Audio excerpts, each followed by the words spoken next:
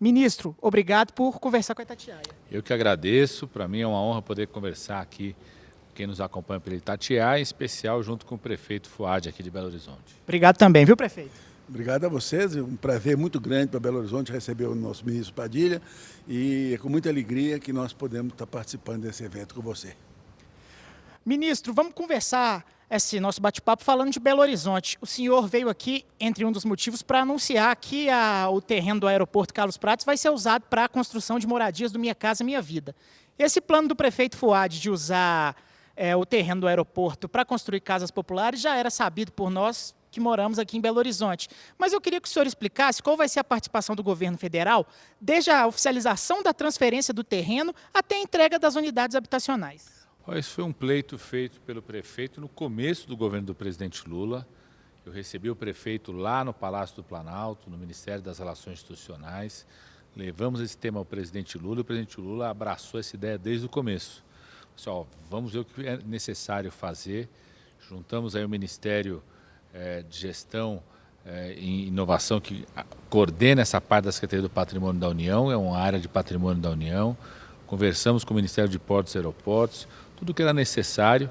Estou fazendo essa visita para a gente fechar aqui os detalhes finais, junto com a Secretaria do Patrimônio da União.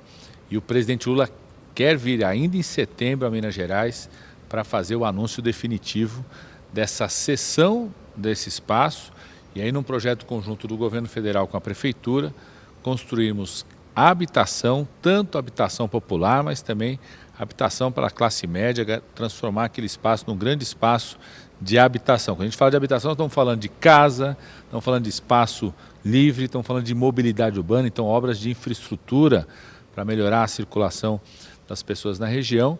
Estou aqui para os detalhes finais. O presidente Lula quer vir ainda no mês de setembro para, junto com o prefeito Fuad, fazer a cessão definitiva do espaço, assinar juntos os projetos habitacionais para a gente poder construir a habitação para a população. Falando em prazo, ministro, é possível dizer quando as primeiras unidades serão entregues? É possível dizer quando que faz a cessão, quando começa o projeto, aí todo o planejamento dessa obra, a prefeitura que acompanha, né? Mas um sonho, um desejo, um pleito feito pela prefeitura que, graças à sensibilidade do presidente Lula, do governo federal, vai ser possível virar habitação para a população de Belo Horizonte. A gente sabe que é uma área que tinha uma especulação imobiliária muito grande, especulação financeira. Essa decisão da prefeitura e o apoio do governo federal garante que isso seja um espaço para a população de Belo Horizonte, população que mais precisa de moradia, seja da classe média, que pode comprar financiada, mas também da habitação popular, que depende só do Minha Casa Minha Vida para ter acesso a essa moradia. Prefeito, a importância desse convênio com o governo federal. Olha, é muito importante. Belo Horizonte tem uma carência de moradia popular muito grande, né? E nós agora estamos com esse projeto do aeroporto, do antigo aeroporto, podemos construir lá 4.500 unidades. Temos também um pleito do Minha Casa Minha Vida de mais 3.000 unidades, ou seja, se nós conseguirmos todo esse apoio, nós estamos falando em poder construir, logicamente não é de um dia para o outro, isso é um prazo um pouco mais longo, mas quase 7.500 unidades para Belo Horizonte, o que vai dar um grande alívio para essa população tão carente, tão necessária de habitação popular em Belo Horizonte. Ainda a respeito do PAC, o presidente Lula, quando fez o anúncio das obras para Minas Gerais, falou principalmente de infraestrutura e há muitas concessões. No caso, por exemplo, da BR-381, que é um grande gargalo dos mineiros há muito tempo. E é um modelo de concessão, né? Privatização, a iniciativa privada que vai tocar. Queria saber por que a escolha por esse modelo. Porque é um modelo mais ágil, as obras podem acontecer de forma mais rápida possível. É um modelo já construído, inclusive, em outros estados. Teve uma experiência positiva de você poder fazer um modelo onde a obra aconteça o mais rápido possível. A participação da iniciativa privada para a construção de uma estrada acelera os investimentos pela característica, não precisa vários obstáculos que às vezes de você fazer uma obra só pela iniciativa do DENIT. E algumas regiões você tem maior capacidade de fazer uma obra como essa. Então foi feito um estudo bem detalhado pelo Ministério dos Transportes e chancelado pelo grupo que coordena o PAC, né? Nosso Ministério acompanha essa coordenação do PAC que é feita pela Casa Civil. Batemos o martelo, né? Como já foi feito em outros estados, você poder ter uma obra o mais rápido possível para beneficiar população de Minas Gerais. Então nós temos várias obras de transporte dentro do PAC, algumas delas pelo modelo de concessão, outras execução direta. O governo federal já acelerou os recursos, né? Já nesse ano nós estamos investindo no estado de Minas Gerais em obras de estrada quase 6 vezes mais do que foi investido no ano passado. Ministro, agora mudando um pouco no rumo da nossa conversa para o Plano Nacional, o senhor conseguiu oficializar nesta semana, com a posse dos ministros, uma reforma ministerial que o senhor conduziu por algum tempo, algumas semanas. Notadamente, 2 partidos entraram no governo com ministros, PP com o André Fufuca no esporte e o Republicanos com o Silvio Costa Filho nos portos e aeroportos, mas são partidos que aqui em Minas, por exemplo, estão na base do governador Romeu Zema, que está num campo político que obviamente não é o mesmo do presidente Lula. Como equilibrar esses arranjos nacionais com as conjunturas locais? Essa é uma característica do Brasil, né? Os partidos têm realidades diferentes, são 2 bancadas na Câmara dos Deputados, tanto do PP quanto do Republicanos, que majoritariamente já votaram junto conosco no primeiro semestre, aprovaram reforma tributária, aprovaram o marco fiscal, aprovaram a recriação de todos os programas sociais. A gente está falando aqui do Minha Casa Minha Vida. O governo federal vai trazer obras do Minha Casa Minha Vida aqui para a cidade de Belo Horizonte.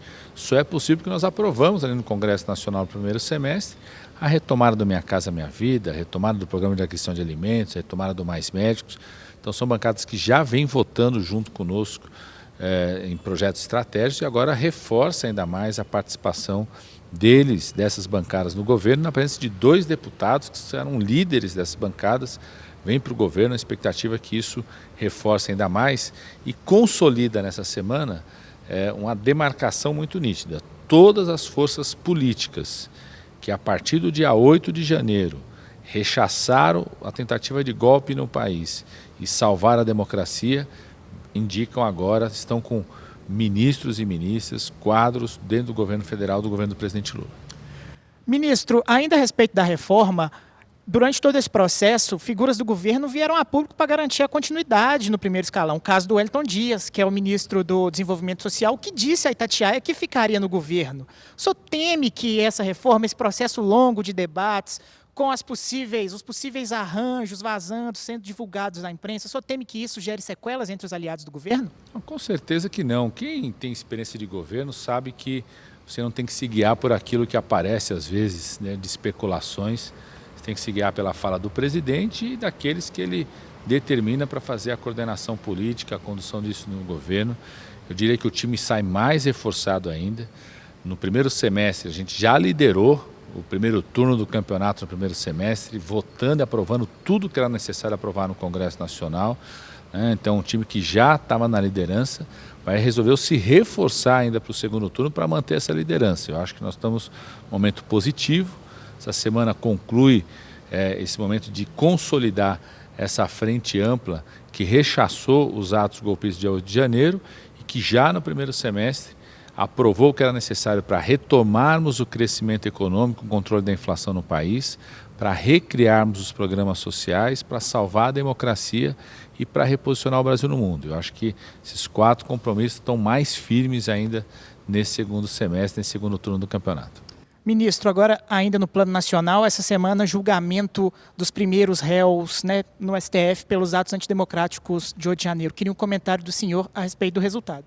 Acho que é um resultado muito positivo porque é fundamental, inclusive do ponto de vista pedagógico, que todos aqueles que participaram, executando, planejando ou financiando os atos golpistas do dia 8 de janeiro sejam devidamente punidos, condenados, né? Não, a gente não pode titubear em relação a isso, para ser algo pedagógico que fortaleça as instituições e fortaleça a democracia brasileira. As pessoas precisam saber, né, que não é pouca coisa invadir, cometer crimes contra a Suprema Corte, contra o Congresso Nacional, contra a sede do Executivo Federal, que é o Palácio do Planalto, né, que isso não pode ser feito, que a democracia precisa ser respeitada, o resultado das urnas precisa ser respeitado e a punição dos responsáveis ajuda a consolidar a democracia e criar esse bom ambiente de união e reconstrução no nosso país.